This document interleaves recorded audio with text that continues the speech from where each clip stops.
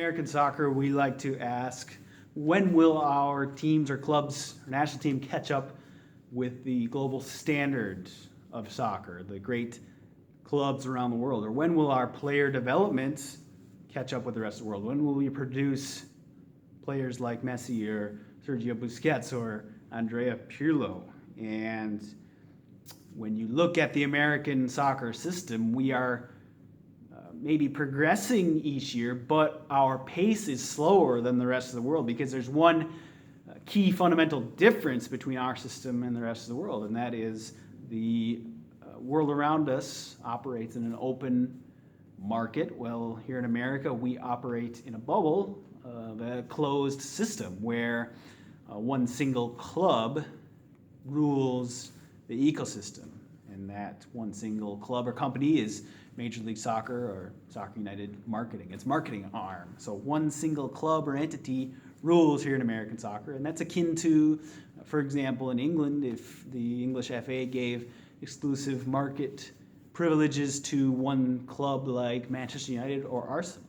That would seem so backwards to us, and that's exactly what we've done here in America. So if you did that same thing in an open market around the world, what would happen? Well, all incentive for other clubs outside of that one privileged club would be killed. So what you're seeing here in America is one club in control, exclusive privilege to rest on their laurels in Division One or remain free from competition, and then the rest of the USA Soccer ecosystem, 99% that are disenfranchised from fair opportunity at Division One. Well, they don't do much in the way of progress because, well, what's the return on investment? You can't expect clubs outside of USA Soccer Division One who have no chance to get into Division One to act as though they do.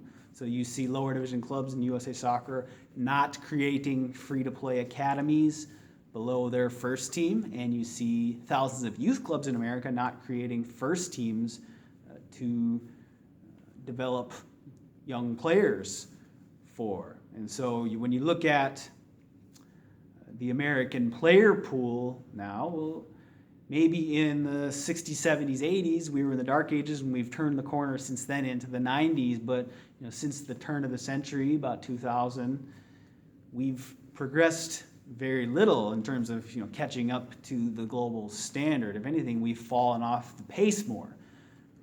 Our 2002 World Cup team was likely better than this team from the 2018 World Cup qualification cycle, or the player pool as a whole. And maybe you could say that, the 2018 qualification player pool has improved since 2000, or in comparison to the 2002 pool, but when you look at the rest of the world around us, well, even our CONCACAF neighbors have caught up to us, and the gap is getting smaller between us and supposed lesser teams below us. And I think the gap between us and the top soccer nations like Argentina, Spain, France is only increasing, and we're supposed to be catching up with those nations at this point. And so when you look at the player development side of things, well, you think about, what do we value in our development and scouting of players? Well, the main style we value is more of a direct style that relies on chance, winning 50-50s, getting the ball into the mixer, getting it into dangerous areas, and then just being opportunistic when opportunities fall to us. And that does work at times, but when it's put up against the global standard of like a Barcelona, for example, where keeping the ball is paramount, controlling the game, moving the ball quickly, using shape to displace the opponent, using shape to be in key positions to press and win the ball back if you lose the ball.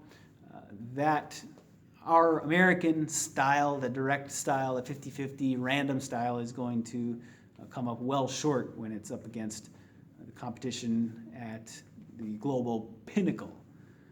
And you look at players like Sergio Busquets or Messi or Andrea Pirlo, and would any of those players make it in the American soccer system as young players, would they have made it through the ranks?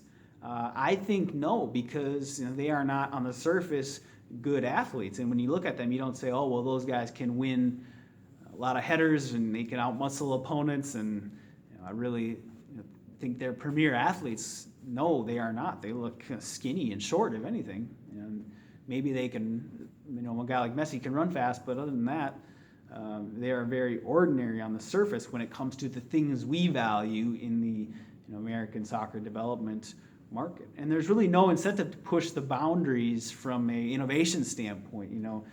There may be a Pep Guardiola or Jose Mourinho here in America that has some great ideas, but what can he or she do if there's no opportunity to take a lower division club and develop players and bring a first team up through the ranks into the first division?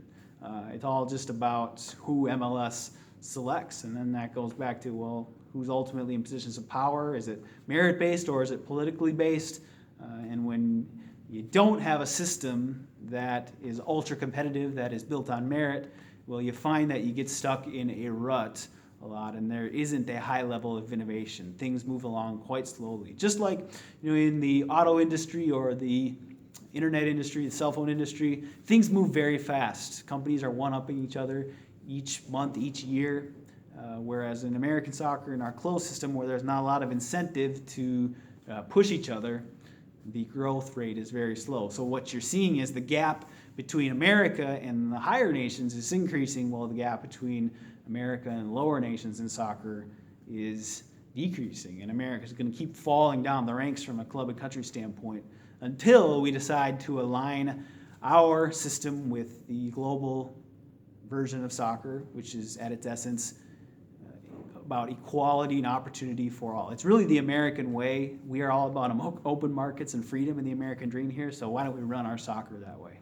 It's really just a no-brainer. If we want great clubs, if we want great players, we've got to have the same open market that the rest of the free world has. We have all the tools here, all the ingredients to set the standard for global soccer, not just meet the global standard today, but raise the bar one level higher. So why not us here in America? We're sending people to the moon. I think we can fix our soccer without issue. So if you like this video, make sure to share it out across social media and also subscribe right here to my channel. And I'll talk to you soon.